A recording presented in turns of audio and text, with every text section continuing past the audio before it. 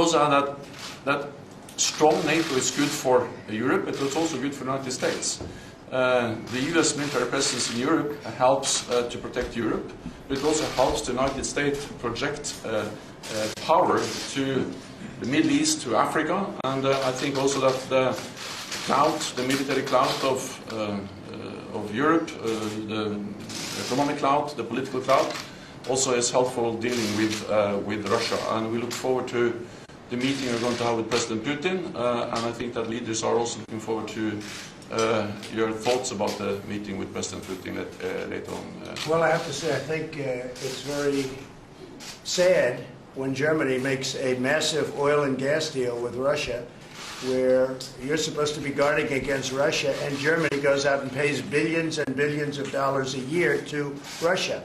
So we're protecting Germany, we're protecting France, we're protecting all of these countries, and then numerous of the countries go out and make a pipeline deal with Russia, where they're paying billions of dollars into the coffers of Russia.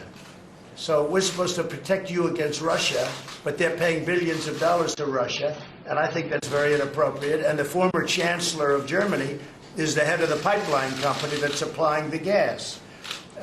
Ultimately, Germany will have almost 70% of their country controlled by Russia with natural gas. So you tell me, is that appropriate? I mean, I've been complaining about this from the time I got in. It should have never been allowed to have happened.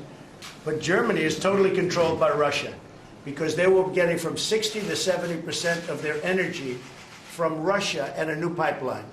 And you tell me if that's appropriate, because I think it's not. And I think it's a very bad thing for NATO, and I don't think it should have happened. And I think we have to talk to Germany about it. On top of that, Germany is just paying a little bit over 1%, whereas the United States, in actual numbers, is paying 4.2% of a much larger GDP.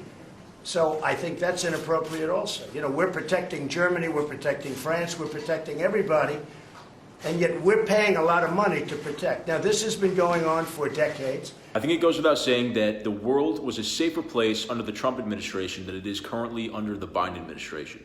We didn't see Russia invade Ukraine under Trump, we saw it under Biden. We didn't see this whole Israeli-Palestinian flare-up under Trump, we saw it under Biden. And we didn't see the Taliban come storming across Afghanistan and kicking everybody out under Trump, we saw it under Biden. And I think the difference in foreign policy kind of speaks for itself between Trump and Biden.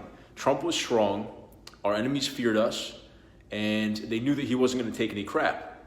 Also, our allies and our trading partners, they knew that we weren't going to settle for less. We weren't going to be taken advantage of under Trump. Trump wasn't going to stand for it, and he didn't. Biden is borderline a non-entity when it comes to foreign policy strength. He has overseen several disasters. He just doesn't exude any kind of strength when it comes to this stuff, and it's a major problem. We need to make sure that American foreign policy is protected under a strong leader, and the world knows that we are strong. Joe Biden is the antithesis of that, and this is having major ripple effects across our economy and our safety in the world. So anyway, let me know what you guys thought of this clip in the comments, and thank you for watching.